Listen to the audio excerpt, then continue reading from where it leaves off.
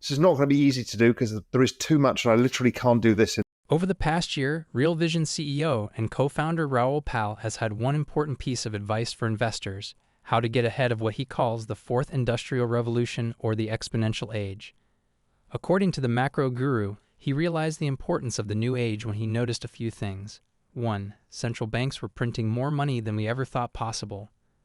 The reckless money printing from the Federal Reserve and its counterparts inflated asset prices into a fake bubble. 2. The pandemic accelerated the adoption of at least 10 technologies, including e-commerce, delivery robots, autonomous driving, video conferencing, and telemedicine. Powell also realized that when you change the denominator into the Fed balance sheet, none of these technologies are actually in a bubble. It just seems so because the dollar has significantly lost value. His conclusion from all this observation was that the price valuations of technologies would continue to grow exponentially over the coming decade. This is why he has been telling investors to get ahead of this revolution before it hits fully and prices are off the charts. Powell believes a global economic reset happened in 2008, with the world's major economies realizing that the two most important factors for GDP growth, demographic and productivity growth, are either flat or declining, yet debts have kept piling up, hitting 100% of GDP for most of these economies at different points since then.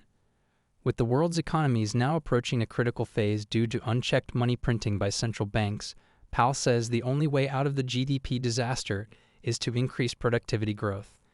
This is where crypto technology and the exponential age come in, and why the macro analyst is so bullish on these two important asset classes.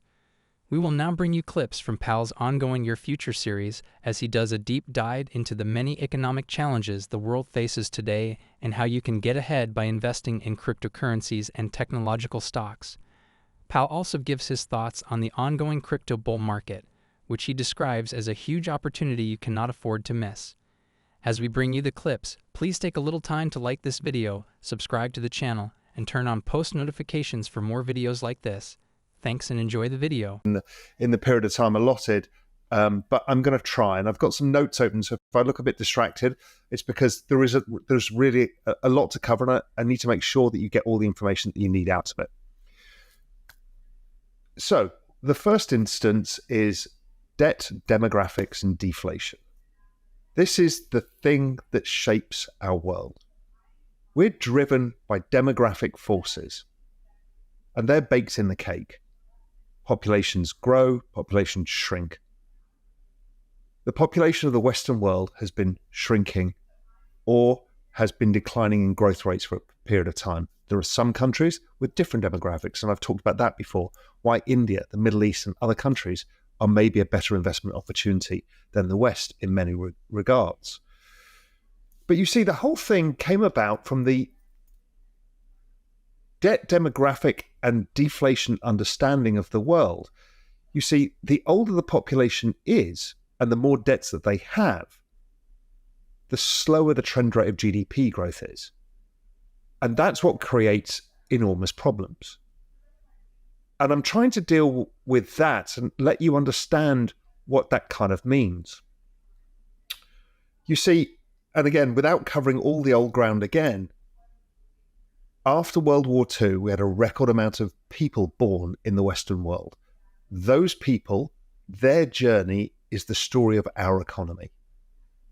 The growth go-go years of the 50s and 60s, the inflation of the 70s driven by all of these people coming into the workforce, earning an income and competing for goods and services. Then the 80s and 90s, then the 80s was them financializing. They get to their 30s assets. By the time we get to the 90s, we start to bring other people into this global labor force. So not only have we got a record number of people competing for jobs, but we also then bring the WTO agreement, and we start bringing everybody from China to Mexico to Vietnam into the labor force.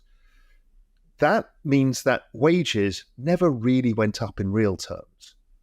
Yet, because people are investing in their 401ks, assets were going up. So that was the start of the great asset unbalance. What happened was, over that period of time, people started taking on more and more debt to fund the difference in the asset price rises versus their wages. And that kind of makes sense. You borrow money to invest in the future. But that got out of control.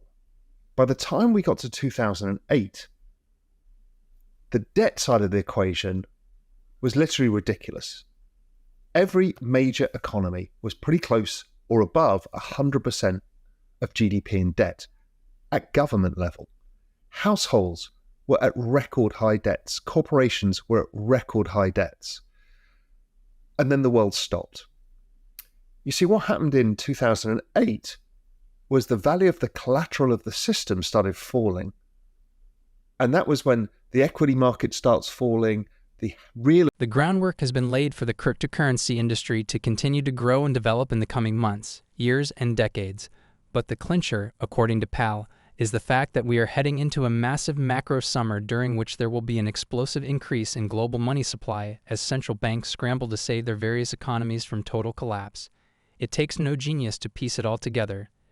Explosive money supply growth, various technological platforms emerging and developing together at an equally explosive pace, and at the center of it all, the cryptocurrency industry.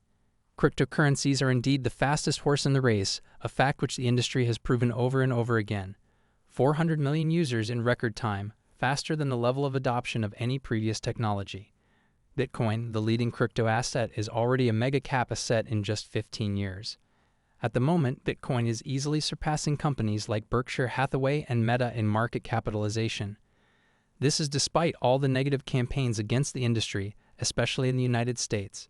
They continue to try to put the industry down, but it has survived every attack and only gotten stronger.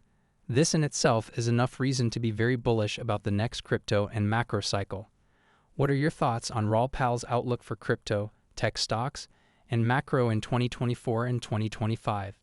Please drop your comments as well as your predictions for your favorite crypto assets in the comments section below.